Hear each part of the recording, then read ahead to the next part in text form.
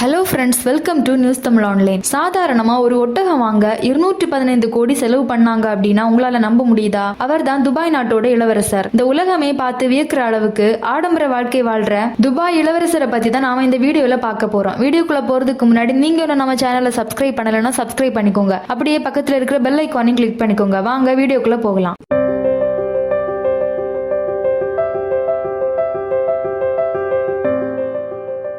இவரோட பேரு ஹாம்டன் பின் முகமது அல் மேக்டோம். ஆனா இவருக்கு ஒரு பாப்புலரான நிக் நேம் இருக்கு, அதுதான் ஃபசா. துபாயோட இளவரசர் யாருன்னு கேட்டாலே ஃபர்ஸ்ட் அவரோட நிக் நேமான ஃபசாவை தான் எல்லாரும் சொல்லுவாங்க. நம்ம ஆரம்பத்திலேயே பார்த்த மாதிரியே இவர் கிட்டத்தட்ட 1,12,000 கோடிக்கு சொந்தக்காரரு. இவரை பத்தின ஒரு இன்ட்ரெஸ்டிங்கான விஷயம் என்ன தெரியுமா? இந்த உலகத்துல இருக்கக்கூடிய எல்லா நாட்டிலயுமே இவருக்கு சொந்தமா ஒரு வீடாச்சும் இருக்குமா. நம்ம இந்தியாவில இருக்கக்கூடிய பல தலைவர்களுக்கு கூட வெளிநாடுகள்ல நிறைய வீடு இருக்கு. அப்போ 1,12,000 கோடிக்கு சொந்தக்காரர் ஃபசாக்கு எல்லா நாட்டிலையும் ஒரு வீடு வாங்குவது ஒன்றும் முடியாத காரியம் இல்லைன்னு நினைப்பீங்க. ஆனா இவர்கிட்ட இருக்கிறதுலயே ரொம்ப லக்ஸூரியஸான பேலஸ் தான் இப்ப நம்ம பாக்குற இந்த ராயல் பேலஸ். இதோட மதிப்பு மட்டுமே 4,000 கோடி. அரசு குடும்பத்துல யாருக்காச்சும் கல்யாணம் நடந்தா இங்க வச்சுதான் அவங்க ஃபங்க்ஷன் பண்ணுவாங்க. இவங்க வாழக்கூடிய இந்த லக்ஸுரி லைஃப் துபாயில மட்டும் தானான்னு கேட்டீங்கன்னா கண்டிப்பா இல்ல. இவர் கனடால ஒரு பென்ட் ஹவுஸ் வாங்கியிருக்காரு. அந்த பென்ட் ஹவுஸ் கனடால ஃபேர்மண்ட் பசிபிக் ரிம் ஹோட்டலுக்கு மேல இருக்கு. அதோட மதிப்பு மட்டுமே 450 கோடி. 2017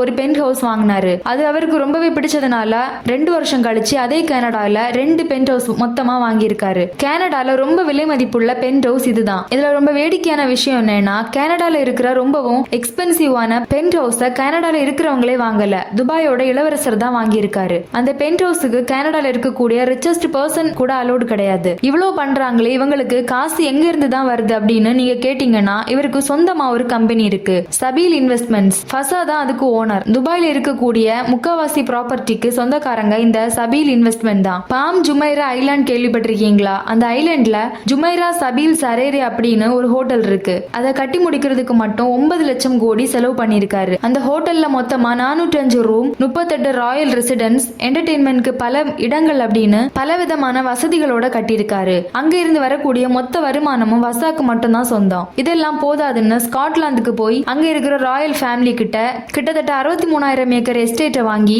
அங்க இப்ப கன்ஸ்ட்ரக்ஷன் நடந்துட்டு இருக்கு. ஃபசாவை நிறைய பேருக்கு ரொம்ப பிடிக்கிறதுக்கு காரணம் அவருக்கு அனிமல்ஸ்னா ரொம்ப பிடிக்குமா. அனிமல்ஸ் பார்த்தாலே அவர் அவ்வளவு பாசம் காமிச்சிருவாராம். இவர்கிட்ட இருக்கிற அனிமல்ஸை வளர்க்கறதுக்காகவே சொந்தமா துபாயில ஏகப்பட்ட ஜூஸ் இருக்கு. அதுல lion, tiger, elephant, camel, peacock, falcon பறவைகள்னு எக்கச்சக்கமான அனிமல்ஸ் இருக்கான். இவருடைய இன்ஸ்டாகிராம் பாத்தீங்கன்னா இவர் அடிக்கடி ஒரு கேமல் கூட போட்டோ எடுத்து போடுவாரு. அந்த ஒட்டகம் தான் இந்த உலகத்திலேயே விலை உயர்ந்த ஒட்டகம். எப்படி தெரியுமா? அவர் இந்த ஒட்டகத்தை எப்படி தேர்ந்தெடுத்தாருன்னா, கிட்டத்தட்ட 17,000 ஒட்டகங்கள் அவர்கிட்ட கூட்டிட்டு வந்திருக்காங்க. அந்த 17,000 ஒட்டகங்களையும் அவரோட டீம் செக் பண்ணி அதுல இவர் செலக்ட் பண்ண ஒரு ஒட்டகம் தான் இந்த ஒட்டகம். இதோட மதிப்பு மட்டுமே 215 கோடி. அது மட்டும் இல்ல, இவர்கிட்ட ஏகப்பட்ட ஃபால்கன் பறவைகள் இருக்கான். இந்த உலகத்துல எங்க ஃபால்கன் போட்டி நடந்தாலும் போயிடுவாராம். போறது மட்டும் இல்லாம எங்க நடந்தாலும் இவர் தான் ஜெயிப்பாராம். ஒரு காம்படிஷன்ல ஜெயிச்சா இந்தியன் மதிப்புக்கு 80 லட்சம் அவருக்கு கிடைக்குமா. அது மட்டும் இல்ல, நிறைய குதிரை போட்டிகள் அப்படின்னு ஏகப்பட்ட விஷயங்கள் இவர் பண்றாரு. இவருடைய துபாய் ஃபார்ம்ல மட்டுமே 1000 குதிரைகளும் 120 ஒட்டகங்களும் இருக்கான். இவருக்கு எப்பவாவது துபாய் டெசர்ட்ல டைம் பாஸ் பண்ணணும் அப்படின்னு தோணுச்சுன்னா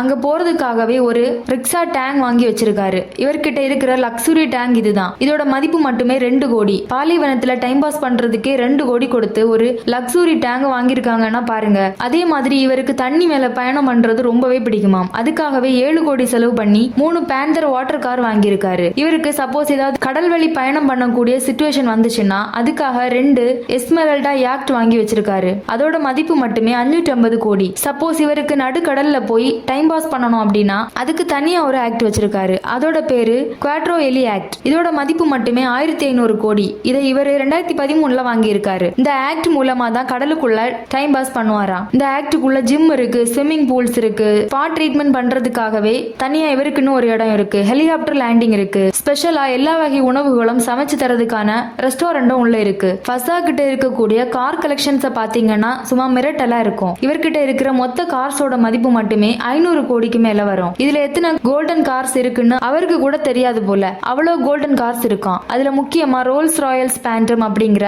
இந்த கோல்டன் காரோட மதிப்பு மட்டுமே 65 கோடி. இது மட்டும் இல்ல, இவர்கிட்ட ஃபெராரி, புகாட்டி, லம்போர்கினி, ரேஞ்ச் ரோவர்னு ஏகப்பட்ட கார்கள் இருக்கு. துபாயோட அரச குடும்பத்தை தள்ளி ஃபசா கிட்ட மட்டுமே தனியா 3 பிரைவேட் ஜெட்ஸ் இருக்கு. போயிங் 747 இதோட மதிப்பு 3100 கோடி. PBJA 6HRM இதோட மதிப்பு 3300 கோடி. அதுக்கு அடுத்ததா BBJA 6MMM அதோட மதிப்பு 3000 கோடி. இந்த 3 பிரைவேட் ஜெட்ல தான் இவர் எங்கேயாச்சும் போகணும்னு ஆசைப்பட்டாருன்னா போவாராம். இந்த 3 பிரைவேட் ஜெட்லயுமே சகல வசதிகள் இருக்கும். அது மட்டும் இல்லாம துபாயில டூரிசத்தை டெவலப் பண்ணணும் அப்படின்னு ஃபசா தனியா என்ன பிளான் போட்டாருன்னா போயிங் 787-10 ட்ரீம் லைனர்ஸ் அப்படிங்கிற பிளைட்லயே 40 வாங்கி துபாயில விட்டிருக்காரு. அதுல ஒரு பிளைட்டோட மதிப்பு 2800 கோடி. அப்போ 40 பிளைட்ஸோட மதிப்பு எவ்வளவு வரும்னு நீங்களே பாத்துக்கோங்க. இவருடைய ஹாபிஸ் என்னெல்லாம் அப்படின்னா horse riding, sky diving, scuba diving, athletes, photography, poetry இதெல்லாம் ரொம்ப பிடிக்கும். சிம்பிளா சொல்லணும்னா இவர் அனிமல்ஸ் கூட நேரத்தை செலவு பண்றது ரொம்பவே பிடிக்குமா. இவ்வளோ ஆடம்பரமா வாழக்கூடிய வசா பண்றது சரியா இல்ல இவ்வளோ காசு வச்சிருந்தாலும் இந்த அளவுக்கு வாழணும்னு அவசியமா இல்லையா?